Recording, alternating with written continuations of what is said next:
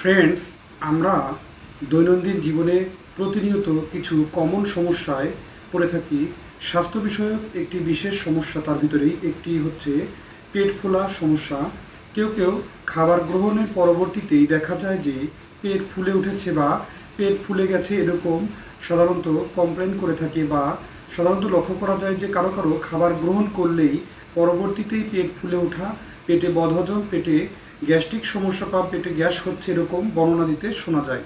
আসলে পেট ফোলার বেশ কয়েকটি গুরুত্বপূর্ণ কারণ আছে এবং পেট ফোলা সমস্যাটির সহজ সমাধান আছে।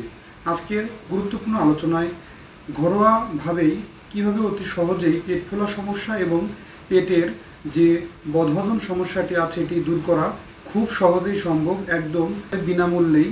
তাই না কেটে সম্পূর্ণরূপে ভিডিওটি দেখবেন এবং যারা নতুন সদস্য আছেন তারা অবশ্যই সাবস্ক্রাইব করবেন এবং পাশে থাকা বেল আইকনে ক্লিক করে নিয়মিত আপডেট নেবেন। চলুন গুরুত্বপূর্ণ আলোচনাটি শুরু করা যাক।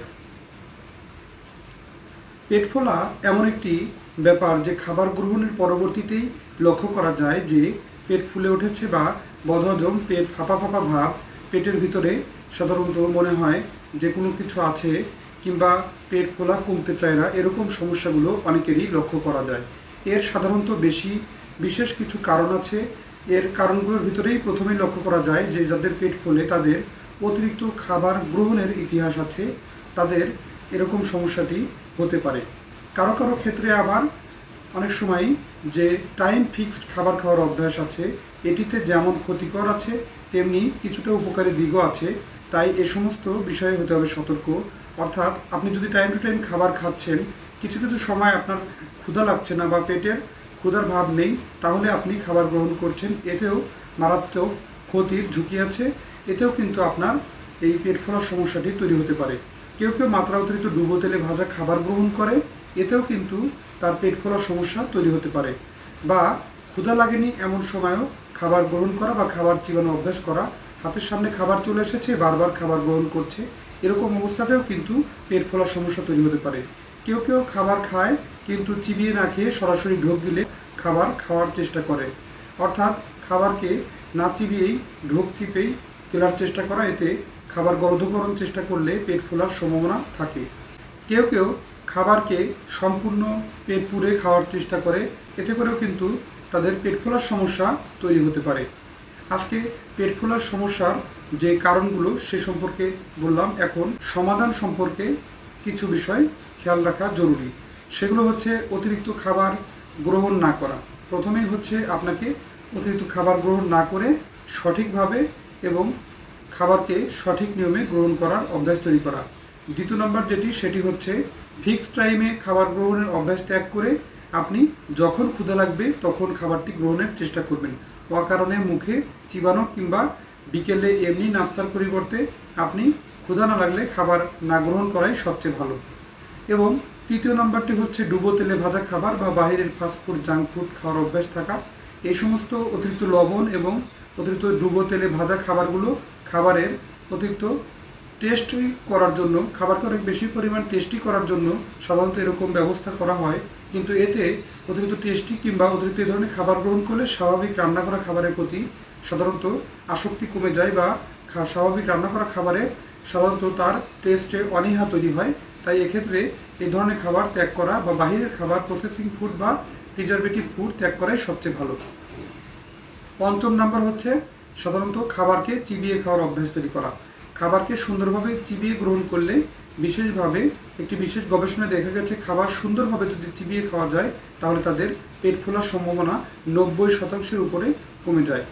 6 নাম্বারটি হচ্ছে সাধারণত আমরা বিশেষ ধর্মীয় একটা বিষয়ে খেয়াল করলে দেখা যায়, সাধারণত আমাদের নবী করিম সাল্লাল্লাহু আলাইহি ওয়াসাল্লাম তার কিন্তু একটি বিশেষ হাদিসে লক্ষ্য করা যায় যে 3 ভাগে ভাগ করা হয় খাবারের জন্য। নিজের পেটকে 3 ভাগে ভাগ করুন। 1 ভাগ সাধারণত আপনি খাবার দ্বারা পূর্ণ করবেন এবং 1 ভাগ পানি এবং 1 ভাগ ফাঁকা রাখবেন। এবং এই নিয়মটি যদি ফলো করা যায় তাহলে কিন্তু গ্যাস্ট্রিক সমস্যা কিংবা পেট ফোলার সমস্যা অতি দ্রুত এবং খুবই ভালো ফলাফল এতে, এবং নিঃসন্দেহে আপনি এই নিয়মটি ফলো করলে কিন্তু গ্যাস্ট্রিক সমস্যা সাধারণত অতি সহজেই থেকে এবং পেট ফোলার সমস্যা থেকে আপনি খুব দ্রুত সুস্থ থাকতে পারেন। অতিরিক্ত গ্যাসের ঔষধ বা অতিরিক্ত গ্যাস্ট্রিকের ওষুধ সেবন করে কারো কারো আর্থ্রাইটিস, হৃদরোগ কিংবা কারো কারো পেটে ইনফেকশন সমস্যা তৈরি হওয়া, বারবার আমাশয়, ডায়রিয়ার সমস্যা তৈরি হওয়া। কেননা সাধারণত এ ধরনের বিভিন্ন প্রকার ঔষধগুলো আছে। এ ধরনের ঔষধগুলো অমিপ্রাজল, ইসোমিপ্রাজল কিংবা বিভিন্ন প্রকার ওষুধ আছে, গ্যাসের ঔষধ। এ ধরনের ওষুধগুলো সাধারণত অ্যাসিডকে নিউট্রালাইজ করে। এ সময় অ্যাসিডের যে সঠিক লেভেল, পিএইচের লেভেলটি কমে গিয়ে সাধারণত এর ভিতরে নিউট্রালাইজ হওয়ার একটা সম্ভাবনা থাকে, অ্যাসিডিটি নিউট্রালাইজ হয় এবং বিভিন্ন প্রকার খাবারের ভিতরে দূষিত জীবাণু, এগুলো কিন্তু পেটের স্বাস্থ্য সঠিকভাবে রক্ষা করতে দেয় না। এই জীবাণুগুলো পেটের ভিতরে গিয়েও অ্যাসিডের লেভেল কম থাকার কারণে এটি দিব্যি সুস্থ হিসাবে সাধারণত ইন্টেস্টাইনে অবস্থান করা কিংবা পেটের ভিতরে গিয়ে পেটের স্বাস্থ্যকে ক্ষতিগ্রস্ত করার ঝুঁকি থাকে।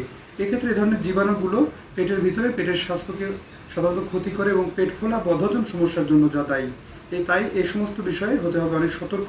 আপনারা অনেকে আছেন যে লম্বা সময় ধরে সাধারণত ভুলভাল খাবার গ্রহণ করছে, অসময়ে খাবার গ্রহণ করছে। কিন্তু একটি কথা বলে দেই, সেটি হচ্ছে যে আমরা যদি সঠিক সময়ে সঠিকভাবে খাবার গ্রহণ করি তাহলে কিন্তু এই সমস্যা থেকে অতি দ্রুতই স্বাভাবিক অবস্থায় ফেরা সম্ভব।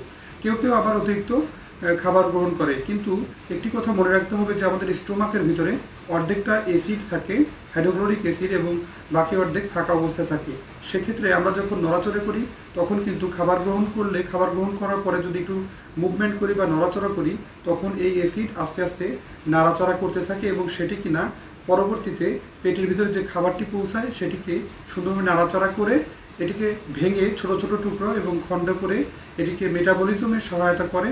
ভেঙে স্বাভাবিক প্রক্রিয়ায় সাধারণত এটি হজম করতে খুব গুরুত্বপূর্ণ ভূমিকা পালন করে। কিন্তু আপনার যদি পেট পুড়ে খাবার খান, অ্যাসিড যে লেভেলটি নড়াচড়া করার সঠিক সুযোগটি পায় না এবং এতে করে সাধারণত যে স্টোমাক বা আমাদের খাদ্য নালীর যে সঠিক ব্যবহার আছে, সঠিক যে কার্যকারিতা আছে, এটি ফলাফলটি তৈরি করতে পারে না। অর্থাৎ খাবারকে সুন্দরভাবে হজম করা এবং এটি নড়াচড়া করে ভালোভাবে অ্যাসিড এবং খাবার মিশ্রিত করে যে খাবার ভাঙার প্রক্রিয়া, এটি স্বাভাবিকভাবে সম্পন্ন হয় না। এতে করেও কিন্তু পেট ফোলার সমস্যা তৈরি হতে পারে। তাই অবশ্যই অতিরিক্ত খাবার গ্রহণ না করে স্বাভাবিকভাবে খাবার খাওয়া, কম খাবার গ্রহণই সবচেয়ে বেশি শরীরের জন্য উপকার এবং আপনার স্বাস্থ্য ঝুঁকি কম থাকে। এই সমস্ত বিষয়গুলোর পাশাপাশি আমাদের হেলদি লাইফস্টাইলের যে সঠিক নিয়মকানুনগুলো, এই সমস্ত নিয়মকানুনগুলো মেনে চলা অনেক বেশি পরিমাণ জরুরি। অতিরিক্ত ঔষধ সেবন না করে আপনি সঠিক নিয়মকানুনগুলো ফলো করেন। স্বাস্থ্যের বিষয়ে এই বিশেষ নিয়মটি পেট ফোলা চিকিৎসায় অবিস্মরণীয়। তবে এতেও যদি সমাধান না হয় তাহলে আমি আপনাকে দুটো বিশেষ টিপস বলে দিচ্ছি, সেটি মেনে চলতে পারেন, খুবই ভালো কাজে দেবে। একটি হচ্ছে, প্রথমে আপনি আধা গ্লাস পানিতে 4 থেকে 5 দানা মেথি সাধারণত ভিজিয়ে রাখুন একটি গ্লাসে এবং পরবর্তীতে সকালে উঠে সেটি আপনি চিবিয়ে গ্লাসে পানি সহ পান করুন। একটানা 7 দিন খেলে খুব দ্রুত আপনার পেট ফোলার সমস্যা সেরে যায় এবং স্বাভাবিক অবস্থায় ফিরতে সাহায্য করে। এছাড়াও যদি এটিতে আরাম না হয় তাহলে আপনি আরেকটি কাজ করতে পারেন, সেটি হচ্ছে দ্বিতীয় নম্বর টিপস।